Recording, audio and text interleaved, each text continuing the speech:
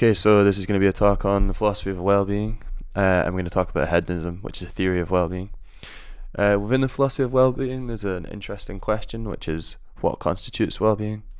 Um, Hedonists might point to things like, to specifically pain and pleasure, and say that pleasure over pain determines high well-being. So a substantive hedonist is one that's interested in what well-being consists in, and they would be saying that maximal pleasure and minimal pain is really what we're going for in terms of achieving high well-being. Guy Fletcher gives us a precise formulation, which is all and only pleasure is non-instrumentally good for us. All and only pain is non-instrumentally bad for us.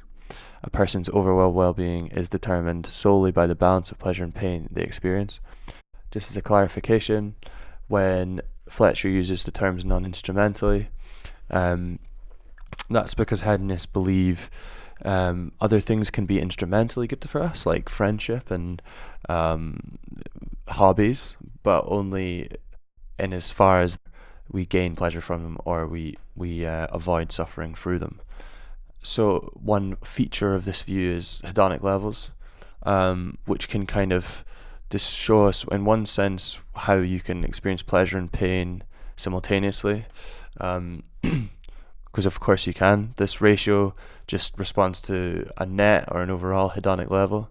So overall hedonic level is perfectly correlated to well-being according to the hedonist. So an example of this might be my character Mike is riding his Ducati motorcycle very fast along the motorway. He's really enjoying himself, and he swallows a fly accidentally. And so his hedonic levels drop because the pleasure experiencing his drops, but he spits it out and he recovers, and so his hedonic levels rise up again. And this is an argument for hedonism, which is essentially that in paradigmatic cases like Mike's, at the beginning of the story, his hedonic levels are fairly high, and then they drop significantly, but then he recovers and they plateau. So the reason it's an argument is that well-being is thought to perfectly correlate to this trajectory, and it'd be mapped exactly against it. So essentially, Mike's hedonic level is mapped against his well-being perfectly, and hedonism seems to be able to explain this pretty well.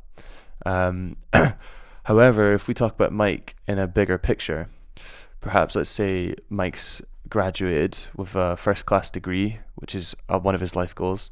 He's become rich, and he's engaged to be married.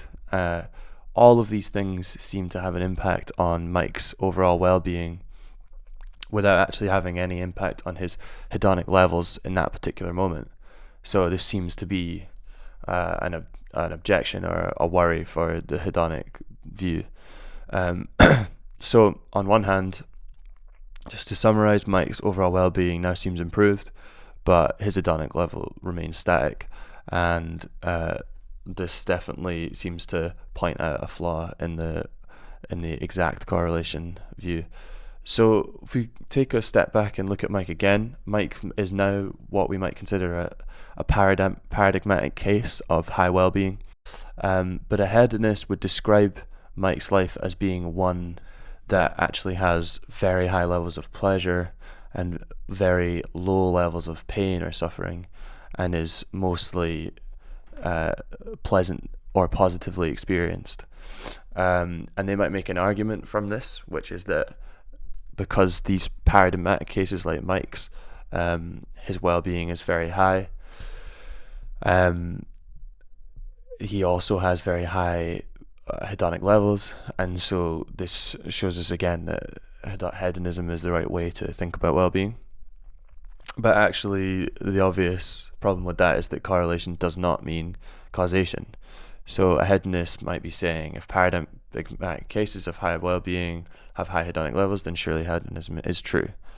But we actually just can't assume from that correlation, because we can have other explanations for those correlations. The classic example is the sales of ice creams as they relate to drowning rates per season or per month throughout the year. those two things are almost perfectly correlated or perfectly correlated, but actually have nothing to do with each other, or the only thing that they have to do with each other is that they have the same root cause, which is a third variable. So that's an example of a non-explanatory correlation, which will undermine claims made about hedonism from correlation. So another argument for hedonism is the welfare subjects argument.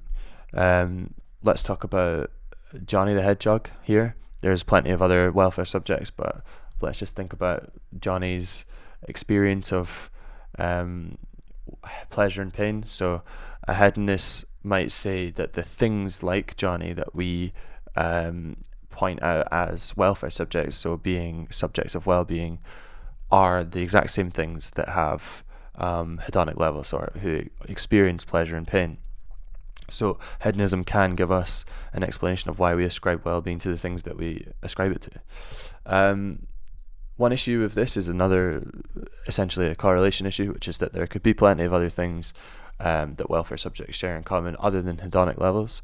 Like, for example, bonding. Hedgehogs are capable of bonding. Yet at the same time, it does seem that hedonism seems more persuasive, that it can give us a good explanation of welfare subjects. So overall, the welfare subjects argument seems inconclusive, but certainly seems like a good making feature of hedonism, that it can explain welfare subjects. So another question that hedonists might ask is, what motivates us? They might think that we're motivated to act to improve our well-being. They might also think that we're motivated to increase the pleasure over pain, and exclusively motivated to increase the pleasure we experience over the pain. But actually, those claims are really highly controversial and not very persuasive initially. I mean, all you need to do is think about how people tend to see their engagement with the world. Someone might wish to be part of a relief effort and make lots of sacrifices for the well-being of others that seem to negatively impact their well-being. So it doesn't seem like a very persuasive argument that we're looking at with the motivation thesis, or at least it seems to give a very bleak view of how humans are motivated, and how selfish and self-directed we are, which lots of people would disagree with. So another argument that hedonists might approach is the experience requirement, which is quite simply that, reduced into simple terms, that something must affect our experience in order for it to affect well-being. And obviously pleasure and pain are necessarily going to contribute to our experience. So it seems like a good explanation of the experience requirement, which, if we accept it, this seems to give us some evidence that hedonism is true. But actually, it's quite easy to think of counter examples. For example, if we compare two scenarios, we have Mike having a real surprise party, and then Mike's a joke surprise party, which was arranged by people he thinks are his friends, but actually are just motivated to take the mickey out of him and say that he's stupid. So Mike's experience is the same in both cases, but actually he is having the external features, or the external conditions, are quite different, and it definitely seems odd to say that his well-being is exactly the same in both cases, in which one he's actually having people who love him show that love, whereas in the other he's actually just unknowingly being made a joke. And it seems like this is enough for us to kind of be very reticent about the experience requirement in the first place. But if we do accept it, there are other explanations that are possible. I just to pick a random thing, self-love is also correlated with experience. and hedonic levels are basically just one possible explanation.